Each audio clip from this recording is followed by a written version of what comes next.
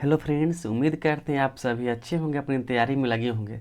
जैसा कि आज हम लोग करेंगे हेल्थ प्रमोशन का पार्ट सी का यूनिट नंबर 1, जो कि है पर्यावरण का परिचय, इंट्रोडक्शन ऑफ इन्वायरमेंट। ये देखने में टॉपिक बहुत सिंपल है, पर इसके जो क्वेश्चन है काफ़ी अच्छे अच्छे क्वेश्चन है, जो कि आपको सीधे ही एग्जाम में देखने को मिल सकते हैं। तो प्लीज़ इस वीडियो को पूरा देखेंगे। 40 क्वेश्चन है, जो कि 40 सिलेक्टेड क्वेश्चन है। तो बिना टाइम वेस्ट किए चलिए शुरू करते हैं और देखेंगे आज का पहला प्रश्न हम लोग। पहला प्रश्न है, ये है बायोडिग्रेडेबल वेस्ट का उदाहरण कौन सा नहीं है। इसमें पूछा गया है कि कौन सा नहीं है बायोडिग्रेडेबल वेस्ट।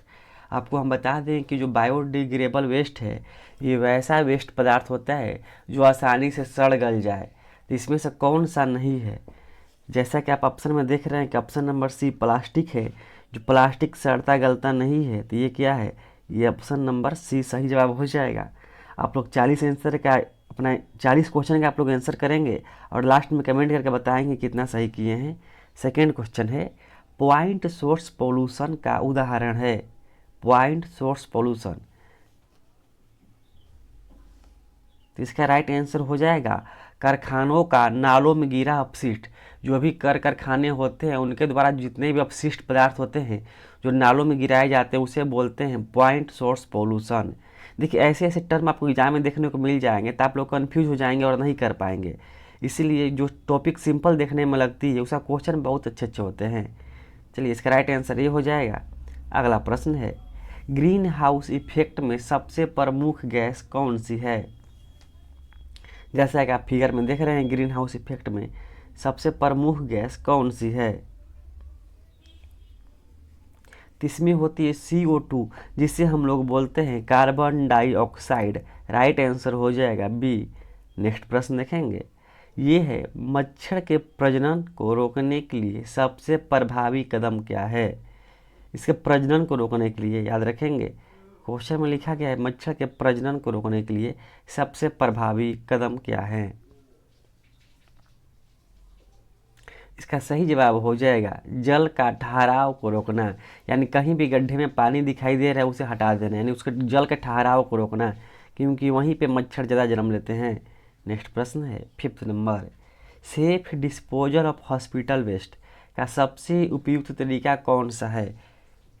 जो हॉस्पिटल में वेस्ट होते हैं उसे बताया गया है कि उसका कौन सा तरीका सबसे अच्छा है। जितने भी हॉस्पिटल के वेस्ट होते हैं सबसे अच्छा तरीका उसका है इंसिनेशन, यानी जिसे बोलते हैं दहन, यानी जला देना। अगला प्रश्न चलेंगे 6 नंबर है, कौन सी बीमारी वेक्टर बोर्न डिजीज कहलाती है? ये तो आप लोग पढ़े होंगे, वेक्टर बोर्न डिजीज। इसका राइट आंसर हो जाएगा डेंगू। मच्छर से क्या है? वेक्टर हैं।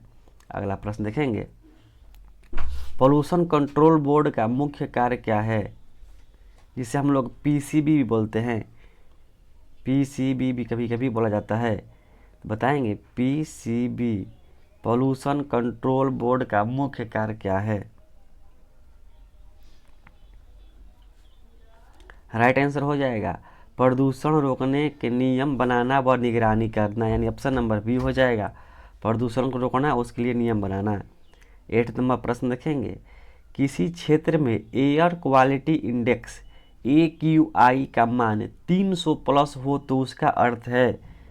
जैसा कि आप लोग देखते हैं दिल्ली का एयर पोल्यूशन कितना ख़राब हो गया है, सॉरी, दिल्ली का एयर क्वालिटी बहुत ही ज़्यादा ख़राब हो गया है। तो वहीं एयर क्वालिटी इंडेक्स वहीं बताता है कि कौन सा जगह का पोल्यूशन कैसा है।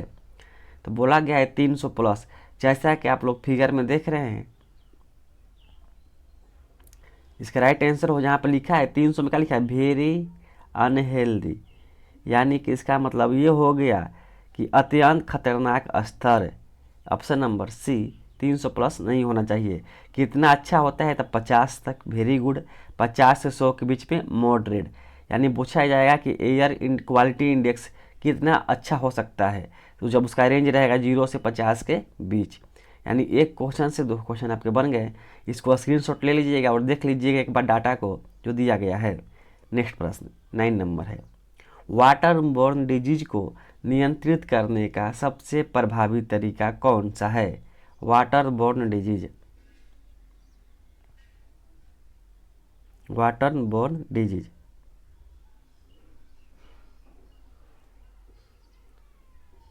सबसे अच्छा तरीका बताना आपको। सही जवाब हो जाएगा इसका 9 नंबर का, सुरक्षित पेयजल उपलब्ध कराना। ऑप्शन नंबर क्या हो जाएगा? बी, सुरक्षित पेयजल उपलब्ध कराना। अगला प्रश्न देखेंगे 10 नंबर है, ब्लू बेबी सिंड्रोम किस कारण से होता है? ब्लू बेबी सिंड्रोम, ये प्रश्न पहले भी करा चुके हैं आप लोगों को। तो ये होता है नाइट्रेट युक्त जल पीने से। जो हम लोग जल पीते हैं और उसमें नाइट्रेट मिला होता है, उससे ब्लू बेबी सिंड्रोम हो जाता है। अगला प्रश्न देखेंगे 11 नंबर, ओजोन लेयर पृथ्वी के किस मंडल में स्थित है? पृथ्वी के किस मंडल में स्थित है? जैसा कि आप 4 ऑप्शन देख रहे हैं, पृथ्वी के चारों क्या है, ये लेयर होते हैं, ट्रोपोस्फियर, स्ट्रेटोस्फियर, मेसोस्फियर, थर्मोस्फियर।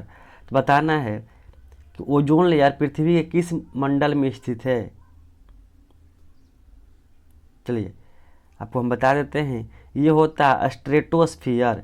जैसा कि आप देख रहे हैं यहाँ पे क्या है, स्ट्रेटोस्फियर, ये है ओजोन लेयर, इसी के बीच में होता है ओजोन लेयर यानी स्ट्रेटोस्फियर। ऑप्शन नंबर बी याद रखेंगे, बहुत ही इंपॉर्टेंट क्वेश्चन, इसमें बहुत लोग कन्फ्यूजन हो जाता है। नेक्स्ट प्रश्न 12 नंबर, हाउस फ्लाई किन बीमारियों का वाहक कहलाता है? यानी वाहक मानी वेक्टर है हाउस फ्लाई, घरेलू मधुमक्खी। तो ये हो जाएगा हैजा, टाइफाइड और पेचिस। अगला प्रश्न देखेंगे 13 नंबर, रेन वाटर हार्वेस्टिंग का उद्देश्य क्या है? रेन वाटर हार्वेस्टिंग का उद्देश्य क्या है?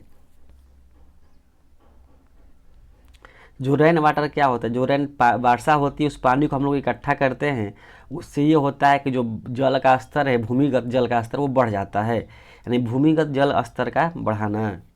अगला प्रश्न देखेंगे 14 नंबर, इंटीग्रेटेड वेस्ट मैनेजमेंट का सिद्धांत क्या है? इंटीग्रेटेड वेस्ट मैनेजमेंट का सिद्धांत क्या है? 4 ऑप्शन को ध्यान से देखेंगे। चलिए हम बताते हैं, इसका राइट आंसर हो जाएगा, स्रोत पर पृथक्करण से लेकर पूर्ण चक्रण तथा सभी चरणों। ऑप्शन नंबर बी हो जाएगा। अगला प्रश्न देखेंगे 50 नंबर, वेक्टर कंट्रोल में बायोलॉजिकल मेथड कौन सी है? बायोलॉजिकल मेथड, कुछ प्रश्न आपको बहुत कठिन देखने को मिल सकते हैं। इसका राइट आंसर हो जाएगा मछलियों द्वारा मच्छर लार्वा खाना। जो मछलियों के द्वारा मच्छर का लार्वा होता है उसे खाना, vector control biological method. Next प्रश्न है, नॉइज लेवल यदि 85 डेसिबल से अधिक हो तो उसका प्रभाव क्या होता है? डीबी मतलब होता है डेसिबल, ये साउंड मापने का यूनिट है। तो नॉइज लेवल यदि 85 डेसिबल से अधिक हो तो उसका प्रभाव क्या होता है? जैसा कि आप देख रहे हैं यहाँ पर चार्ट है, इस चार्ट का आप लोग स्क्रीनशॉट भी ले सकते हैं ताकि आपको याद हो जाए। चलिए चार्ट का आप लोग स्क्रीनशॉट ले लिए होंगे। इसका राइट आंसर हो जाएगा श्रवण शक्ति में कमी, श्रवण शक्ति में कमी। नेक्स्ट प्रश्न देखेंगे 70 नंबर, 70 नंबर प्रश्न है, लिचेट शब्द का संबंध किससे है? बताएंगे, लिचेट शब्द का संबंध किससे है? ये होता है लैंडफिल से रिसाव, यानी बोलेंगे भूजल प्रदूषण से। अगला प्रश्न देखेंगे 80 नंबर, पब्लिक हेल्थ इंजीनियरिंग का मुख्य उद्देश्य क्या है? पब्लिक हेल्थ इंजीनियरिंग, ऐसा ऐसा ही एग्जाम में आपको टर्म देखने को मिलेगा जो आप लगेगा आपको कि आप नहीं पढ़े हैं। तो इसका राइट आंसर हो जाएगा जल आपूर्ति और स्वच्छता प्रणाली को सुधारना, पब्लिक हेल्थ इंजीनियरिंग। नेक्स्ट प्रश्न देखेंगे 19 नंबर, पर्यावरण के कितने मुख्य घटक होते हैं?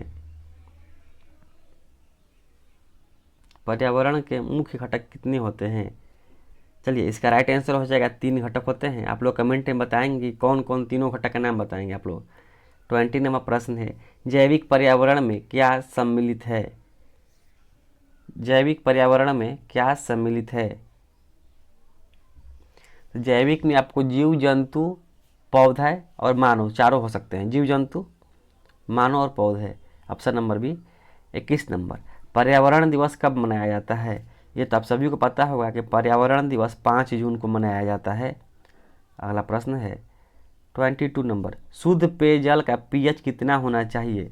जो हम लोग पानी पीते हैं शुद्ध पेयजल, उसका पीएच मान कितना होना चाहिए? तो वो आपको 7 होता है न्यूट्रल, तो 7 के आसपास होना चाहिए। अगला प्रश्न देखेंगे 23 नंबर। WHO के अनुसार स्वच्छता का अर्थ है, यानी वर्ल्ड हेल्थ ऑर्गेनाइजेशन के अनुसार स्वच्छता का अर्थ क्या है? केवल शारीरिक सफाई, पर्यावरण की स्वच्छता या मानसिक स्वच्छता? तो ये तीनों है, यानी कि ऑप्शन क्या हो जाएगा? D. Right answer option D, उपरोक्त सभी। अगला प्रश्न देखेंगे 24 नंबर। ठोस अपशिष्ट निपटान की सर्वोत्तम विधि कौन सी है? ठोस अपशिष्ट निपटान की सर्वोत्तम विधि कौन सी है? ठोस को बताया गया है, तो ये हो जाएगा दहन, इंसिरेशन, यानी दहन, जलाया जाता है उसे। अगला प्रश्न है अपशिष्ट जल शोधन संयंत्र का उद्देश्य क्या है? स्वेज ट्रीटमेंट प्लांट का उद्देश्य क्या है?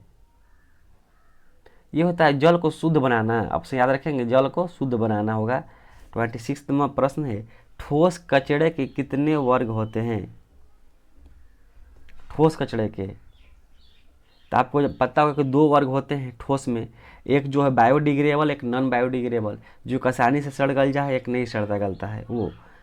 चलिए 27 नंबर प्रश्न देखेंगे। जो 25 के बाद प्रश्न है, 3-4 प्रश्न, वो बहुत ही इंपॉर्टेंट है, उसका आप लोग स्क्रीनशॉट ले लेंगे, उसको बार बार देख के उसको याद कर लेंगे, बहुत ही इंपॉर्टेंट है, एग्जाम में अक्सर पूछे जाते हैं बार बार प्रश्न। चलिए 27 नंबर प्रश्न है जल जनित रोग कौन सा है? जल जनित रोग, तो ये हाइजा है, याद रखेंगे। 28 नंबर ध्वनि प्रदूषण का मापन किस यंत्र से होता है? ध्वनि प्रदूषण का मापन, लेकिन उसका मीटर क्या होता है? डेसिबल में नापते हैं उसे, डीबी मतलब डेसिबल, लेकिन पूछा गया है कि मापन किस यंत्र से होता है, उस यंत्र का क्या नाम है? राइट आंसर हो जाएगा डेसिबल मीटर, इससे भी आपको पकड़ सकते हैं। अगला प्रश्न देखेंगे 29 नंबर। वायु प्रदूषण से कौन सा रोग होता है? वायु प्रदूषण, तो उसमें आपको हो जाएगा अस्थमा। अगला प्रश्न देखेंगे 30 नंबर। जल शुद्ध करने के लिए क्लोरीन की मात्रा होती है, क्लोरीन की मात्रा कितनी होती है आपको बताना है जल को शुद्ध करने के लिए। जो ये दिया है mg मतलब होता है मिलीग्राम पर लीटर, यानी 0.2 से 0.5 मिलीग्राम पर लीटर, यानी बहुत ही कम, 1 लीटर में 0.2 मिलीलीटर, या 0.2 मिलीग्राम से लेकर 0.5 मिलीग्राम तक होता है 1 लीटर में। चलिए 31 नंबर प्रश्न देखेंगे। हैजा का कारण है, ये आप सभी को पता होगा कि हैजा का कारण होता है बैक्टीरिया। चलिए कुछ आपको स्क्रीन पर जो दिख रहा है उसके बारे में बता दें आपको कि जितने भी मेरे चैनल पे आपको टोटल एएनएम के 6 सब्जेक्ट जो कि यूनिट वाइज, यानी सब्जेक्ट वाइज यूनिट वाइज आपको एमसीक्यू कराया गया है, जिसका आपको पीडीएफ चाहिए तो मात्र पीडीएफ के लिए दिए गए इस नंबर पे आप हमें एसएमएस करेंगे, व्हाट्सअप नंबर है, और उस पर उसी नंबर पे आपको मात्र 129 रुपया पेड करना है। ये पहले 249 था, पर दिवाली छठ के अवसर, दिवाली छठ पे आपको कुछ डिस्काउंट मिला था, जो आपको 129 में ये हो गया है। तो पीडीएफ को लेकर जरूर पढ़ें, पीडीएफ में आपको टोटल 3000 प्लस एमसीक्यू मिलेगा, और प्लस फ्री में आपको टेस्ट सीरीज का पीडीएफ मिलेगा जो हम टेस्ट कराएंगे वो। ठीक है, तो ये था जानकारी आपको। चलिए आप जल्दी करें, अपना पीडीएफ परचेज कर लें और अपनी तैयारी को और बेहतर बनाएं। 32 के बाद देखेंगे 33 नंबर। ठोस अपशिष्ट प्रबंधन में 3R का अर्थ है। अच्छा, कुछ लोगों का कमेंट आ रहा था कि सर पीडीएफ को खरीदें तो कैसे पेमेंट करें, तो आप इस नंबर पे गूगल पे, फ़ोन पे, पेटीएम, कुछ किसी से भी आप यहाँ पेमेंट कर सकते हैं। पेमेंट करके आप हमें मैसेज कीजिएगा या स्क्रीनशॉट भेज दीजिएगा, आपको पीडीएफ ग्रुप में ऐड कर दिया जाएगा और आपको टोटल पीडीएफ वहाँ पे दे दिया जाएगा, सभी सब्जेक्ट का, 6 सब्जेक्ट का पीडीएफ मिल जाएगा। चलिए 33 नंबर प्रश्न है। ठोस अपशिष्ट प्रबंधन में 3R का अर्थ है। 3R का मतलब क्या है? ये आपको 7th क्लास में भी पढ़ने को मिला होगा, अगर पढ़े होंगे 7th क्लास में अच्छे से तो याद होगा। 3R का मतलब होता है रिड्यूज, रीयूज, रिसाइकल, याद रखेंगे, रिड्यूज, रीयूज, रिसाइकल। इसलिए ऑप्शन को ध्यान से पढ़ेंगे क्योंकि सभी जितने भी टर्म इसमें दिए गए हैं सब के सब R से है, तो कहीं कन्फ्यूजन नहीं होना है। Reduce, reuse, recycle. अगला प्रश्न, जैविक प्रदूषण का उदाहरण है। जैविक प्रदूषण का उदाहरण है मरे हुए जानवर, यही प्रदूषण फैलाते हैं, जैविक प्रदूषण। अगला प्रश्न है 35 नंबर। ओजोन परत का विनाश किससे होता है? देखिए, ओजोन परत का विनाश किससे होता है? तो ये होता है CFC गैस। बोलेंगे सर CFC गैस क्या है? तो क्लोरोफ्लोरोकार्बन, आप नाम सुने होंगे, क्लोरोफ्लोरोकार्बन यही है CFC गैस। चलिए 36 नंबर प्रश्न है, कचरे के पृथक्करण के लिए कितने रंग के डिब्बे होते हैं? ये बहुत ही आसान प्रश्न है, लेकिन बहुत ही कन्फ्यूजन वाला प्रश्न है। आपको एग्जाम में मिलेगा तो बहुत बच्चे इसमें गलत करके आ जाएंगे ऑप्शन को। तो ये होता है 3, याद रखेंगे। 3 कौन सा होता है? रेड, लाल, ब्लू, नीला, ग्रीन, यानी हरा, RBG, याद रखेंगे RBG, red blue green. Next प्रश्न है 37 नंबर, प्रदूषण नियंत्रण दिवस कब मनाया जाता है? प्रदूषण नियंत्रण दिवस कब मनाया जाता है? ये है 2 दिसंबर, याद रखेंगे 2 दिसंबर को प्रदूषण नियंत्रण दिवस मनाया जाता है। नेक्स्ट प्रश्न है, प्रदूषण नियंत्रण बोर्ड की स्थापना कब हुई? बोले थे ना कि 35 के बाद कुछ प्रश्न अच्छे हैं जो आपको याद होने चाहिए। याद रखेंगे ये हुई थी स्थापना सन 1974 में, ऑप्शन नंबर ए हो जाएगा। 1974 में प्रदूषण नियंत्रण बोर्ड की स्थापना हुई थी। नेक्स्ट प्रश्न है 38 नंबर, पर्यावरण संरक्षण अधिनियम कब लागू हुआ? ये आप लोग के लिए होमवर्क रहेगा, यानी टेस्ट मान लीजिए। इसका आप लोग आंसर कमेंट करेंगे 39 और 40 का। पर्यावरण शब्द का उद्गम किस भाषा से हुआ है? चलिए आप लोग कमेंट करेंगे। वीडियो अच्छा लगा तो लाइक करें, अपने दोस्तों के साथ शेयर जरूर करें, और ध्यान से पढ़ें और PDF जरूर खरीद लें, ताकि आपको कम पैसे में अच्छे PDF मिल जाएंगे, ताकि आप PDF से बार बार पढ़ेंगे तो आपको रिवीजन हो जाएगा और क्वेश्चन दिमाग में बैठ जाएंगे, ताकि आपको एग्जाम में बहुत ज़्यादा बेनिफिट मिल जाएगा। चलिए धन्यवाद।